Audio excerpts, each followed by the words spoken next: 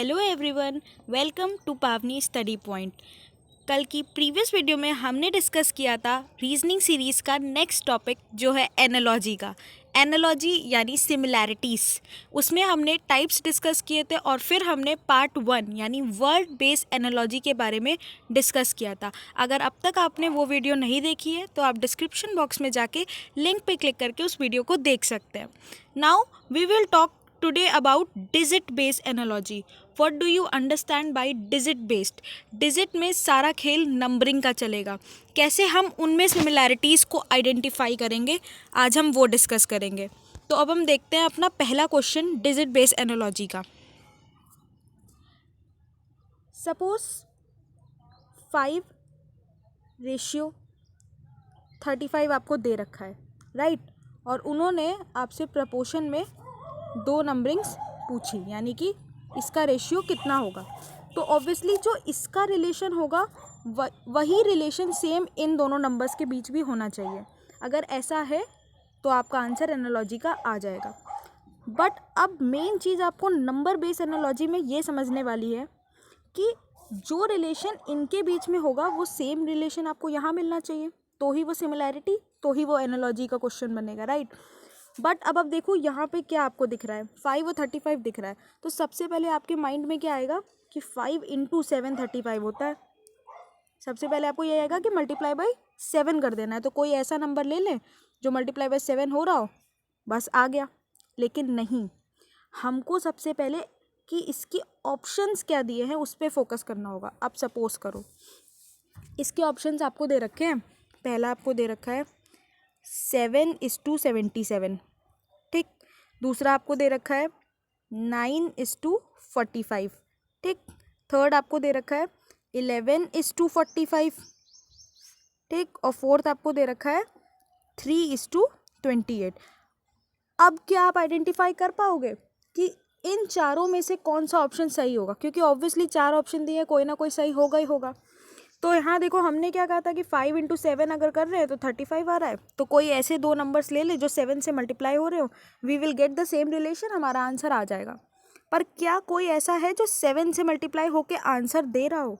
ऐसा कोई भी नहीं है। 7 11:77 होता है, 9 5 45 होता है, 11 और 45 एक दूसरे को काट ही नहीं रहे हैं, और 3 और 28 का भी कोई नहीं कट रहा है। तो अब इन चारों में से तो ये ट्रिक हमारी अप्लाई नहीं हो रही है। अब हम क्या सोचेंगे? अब हमको यहाँ सोचना है प्रियोरिटी के बारे में, कि हमको इतना आसान कोई क्वेश्चन पूछेगा ही नहीं कि 5 7 35 और 9 7 63। ऐसा क्वेश्चन कोई नहीं पूछेगा आपसे एग्जाम्स में, राइट? क्या दिमाग हमको लगाना है कि ट्रिक। तो पहला प्रियोरिटी हम देखेंगे कि क्या यहाँ पे कुछ प्राइम नंबर का बन रहा है। तो आपको प्राइम नंबर पता होने चाहिए। तो 5 आपका क्या है? 5 आपका प्राइम नंबर है, और 5 के बाद जो प्राइम नंबर आता है वो आपका क्या है? वो है 7। तो हमने क्या किया, हमने 5 और उसका जो नेक्स्ट प्राइम नंबर है यानी 7, इनको आपस में मल्टीप्लाई करा के हम आंसर ले आए 35। अब यहाँ देखो, यहाँ 5 और 7 था। अब यहाँ हम अगर 7 लेके चले तो 7 के बाद दूसरा मल्टीप्लिकेशन में क्या आता है? Prime number. 8 9 10 ये तो प्राइम है नहीं। 11, तो 7 × 11 तो वो कितना आता है? 77। क्या ये आंसर आपको ऑप्शन में दिख रहा है? देखो, दिख रहा है 7:77। इसका मतलब जो आंसर हमारा आ गया वो आ गया 7:77। तो आपको ये बेसिक नहीं पूछेगा, simple method, multiplication, addition, subtraction, ये नहीं आएगा। ऑब्वियसली आपकी प्रायोरिटी लिस्ट में यही होना चाहिए कि या तो ये प्राइम नंबर्स का खेल है, क्योंकि एक प्राइम नंबर है, फिर नेक्स्ट प्राइम नंबर डाला, मल्टीप्लिकेशन किया, एडिशन किया, बट थोड़ा सा कॉम्प्लिकेट करके क्वेश्चन आसान नहीं पूछा जाएगा। इसीलिए अभी तो ये बहुत ज़ीरो लेवल का क्वेश्चन था, जहाँ पे हमें सिर्फ नेक्स्ट प्राइम नंबर करके मल्टीप्लाई कर देना था। बट अभी आगे आगे जैसे आप बढ़ोगे वैसे वैसे क्वेश्चंस का लेवल जो है वो बढ़ता चला जाएगा। अब हम देखते हैं अपना next question. Next question suppose मैंने ले लिया 6:18 पोर्शन 4 रेशियो, ठीक है। अब 6:18 से भी आप देखो अपना दिमाग क्या चलाओगे, 6 × 3, तो यहाँ पे 4 × 3 12 आंसर। लेकिन अगर 12 ऑप्शन में दिया ही नहीं है तो आप क्या करोगे? अगर 12 ऑप्शन में दिया ही नहीं है, सपोज मैंने ले लिया ऑप्शंस आपके, पहला ले लिया 2, दूसरा ले लिया मैंने, ऑप्शंस ज़रूर देखें क्योंकि ऑप्शन से ही आप एनालाइज कर पाएंगे कि आपको कौन सा मेथड लगा के आंसर लेके आना है, किस चीज़ को प्रायोरिटी रख के आपको आंसर लेके आना है।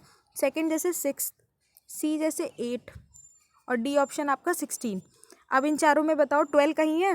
कहीं नहीं है। इसका मतलब ये जो ट्रिक हम अप्लाई कर रहे थे ये ट्रिक हमारी गलत हो गई, ये ट्रिक अप्लाई नहीं होगी।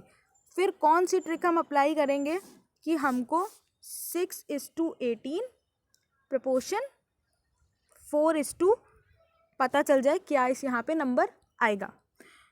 अब हम देखें, अब हम यहाँ स्क्वायरिंग ट्रिक करेंगे। 6 का स्क्वायर कितना होता है? 36। 36 में अगर 2 डिवाइड कर दो कितना आएगा? 18। 18 आ रहा है? आ रहा है। अब 4 का सेम करो, 4 का स्क्वायर करो कितना है? 16। 16 डिवाइड बाई 2 कर दो कितना आ रहा है? 8। क्या 8 आपके ऑप्शंस में दिया हुआ है? जी हाँ, 8 हमारे ऑप्शंस में दिया हुआ है। मतलब जो आंसर मेरा आ गया वो कितना आ गया? वो आ गया 8। ये हमारा आंसर आ गया। तो यहाँ भी हमने स्क्वायरिंग करके डिवाइड कर दिया 2 से, फिर 4 में भी स्क्वायरिंग करके डिवाइड कर दिया 2 से, तो 8 हमारा आंसर आ गया। और क्वेश्चंस देखो, क्वेश्चंस जितने ज़्यादा करोगे, जितनी ज़्यादा प्रैक्टिस करोगे उतनी ज़्यादा आपकी एनालॉजी बढ़ेगी, स्ट्रॉन्ग होएगी, राइट। अब देखो थर्ड क्वेश्चन, 9:72 12 वॉट। अब आपके दिमाग में सबसे पहले क्या घूम रहा होगा 9:72 से कि 9 8 से 72 होता है। और वही मैंने बोला अभी कि मल्टीप्लिकेशन डायरेक्ट आपसे नहीं पूछेगा, एडिशन आपसे डायरेक्ट नहीं पूछेगा। यहाँ पे आपको क्या ट्रिक लगानी है, आपको ऑप्शंस को पहले देखना है। तो ए ऑप्शन में सपोज हमें दे रखा है 84, ठीक है। सेकंड में हमें दे रखा है 69, थर्ड में हमें दे रखा है 105 और डी में मुझे दे रखा है 76। अब इन 4 ऑप्शंस में से आपको एनालाइज करना है कि आप ऐसी कौन सी ट्रिक लगाएं जिससे आपका आंसर आ जाए। तो अब ध्यान से देखो इसको, ये जो 72 दिया है ना, इनको अगर नंबर एनालॉजी है मतलब नंबर का ही खेल होगा, इनको अगर आप आपस में ऐड कर दो यानी 7 + 2 कर दो तो कितना आ रहा है? 9 ही तो आ रहा है, 9 ही तो आ रहा है। ऐसे ही अभी 12 से देखो कि यहाँ ऐसा क्या करें कि 12 आ जाए एडिशन पे।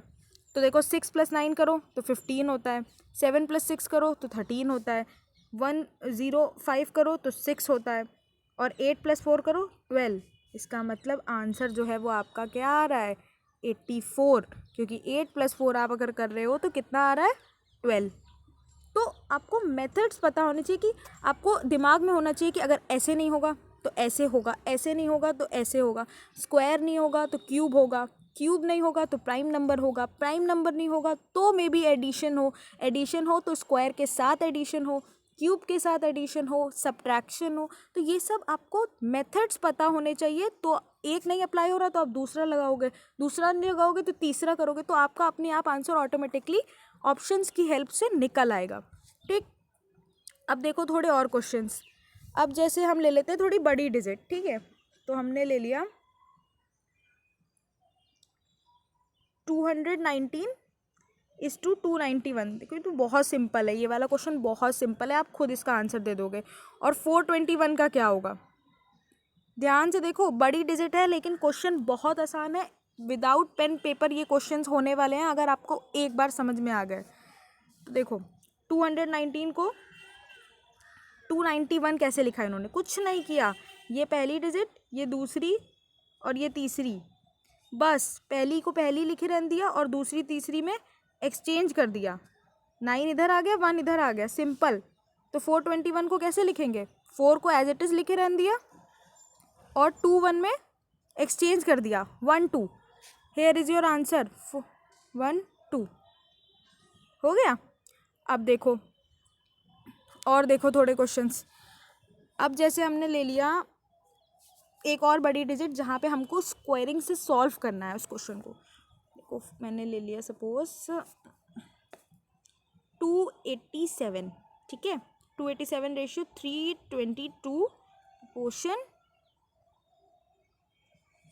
मैंने ले लिया 359 इस टू 398। अब देखो इसमें क्या होगा। अब आप ध्यान से देखो इन नंबर्स को, तो आपको कहीं ना कहीं दिख रहा है कि ये किसी ना किसी का स्क्वायर के आसपास आ रहे हैं। देखो 287, 17 का स्क्वायर क्या होता है 289। अगर 289 में आप -2 कर दो तो कितना आ जाएगा 287। 322 को देखो, 322 भी किसके आसपास है 18 के स्क्वायर के, और 18 का स्क्वायर क्या होता है 324। 324 में अगर आप -2 करो तो देखो आपका आंसर क्या आएगा 322। अच्छा, अब 359 देखो, 359 का क्या 19 का स्क्वायर। तो देखो एक पैटर्न चल रहा है। क्या पैटर्न चल रहा है 17 आया, 18 आया, 19 आया। 19 का स्क्वायर किया 361, 361 में -2 कर दिया, हमारा आंसर क्या आ गया 359।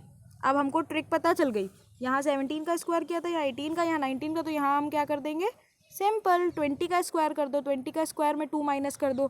तो जब आप 20 के स्क्वायर में 2 माइनस करोगे तो आपका आंसर क्या आ जाएगा, ऑटोमेटिकली आपका आंसर 398 आ जाएगा। और यही हमारा आंसर है 398।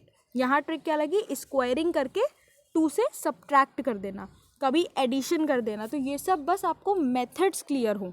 अगर आपको एक बार मेथड्स क्लियर है, आप नंबरिंग से पहचान सकते हैं कि ये इसके स्क्वायर के पास है, इतना ऐड होने पे आ रहा है, तो आप आसानी से इनको कर लेंगे।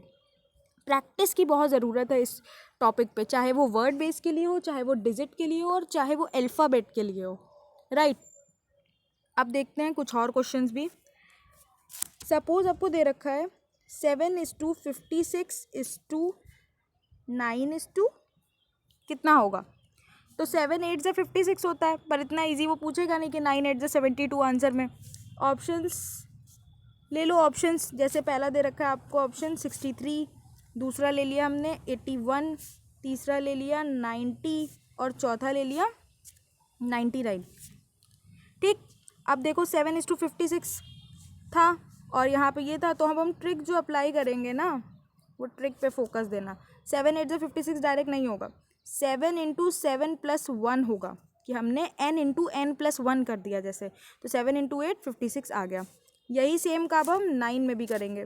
तो 9 × 9 + 1 कितना होता है, कुछ नहीं, 9 × 9 + 1 = 10, दैट इज़ 90। आपका आंसर कितना निकल आया, आपका आंसर निकल आया 90, 9:90। सिंपल, कोई दिक्कत। आई होप आपको ये कॉन्सेप्ट समझ में आया होगा डिजिट बेस एनालॉजी का। अभी हम आगे इसके और क्वेश्चंस भी लगाएंगे। एक क्वेश्चन और देख लेते हैं। एक क्वेश्चन जैसे हमने ले लिया थोड़ा अल्फ़ाबेटिक का, ठीक है। BD = 36, you need to find out for EF, right.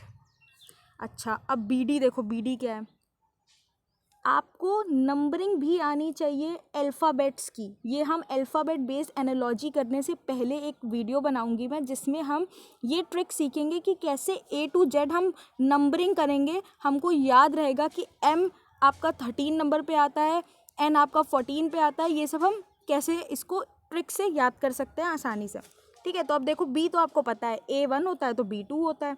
ये D भी आपको पता है, कॉमन है। ABCD यानी D किस पे आ रहा है 4 नंबरिंग पे आ रहा है। E भी आपको पता है 5 पे आ रहा है और F 6 पे। तो ये तो छोटे छोटे थे, ABCD वाले कॉमन है। बट अगर आपसे कोई JMNOP ऐसे पूछेगा तो भी आपको तुरंत 1 सेकेंड में ही पता होना चाहिए कि वो किस नंबरिंग पे आते हैं। इसमें देखो 2 और 4 आ रहा है तो हम कुछ नहीं करेंगे, हम ऐड कर देंगे और स्क्वायरिंग कर देंगे। देखो आंसर 36 आ रहा होगा। 2 + 4 6, 6 का स्क्वायर 36 आंसर आ रहा है। यही सेम काम इधर देखो, 5 + 6 कर दिया, 5 + 6 11, 11 का होल स्क्वायर इज 121। आंसर आपका क्या आ गया 121। कोई दिक्कत, कोई दिक्कत नहीं। अच्छा, अब देखो, अब अगर हम आगे देखें,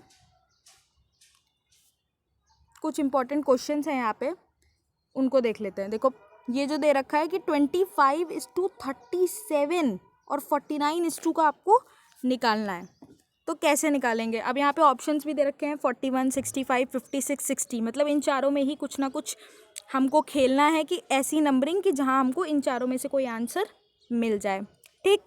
अब ध्यान से देखो, तो 25 से आपको क्या लग रहा है, 5 का स्क्वायर लग रहा है।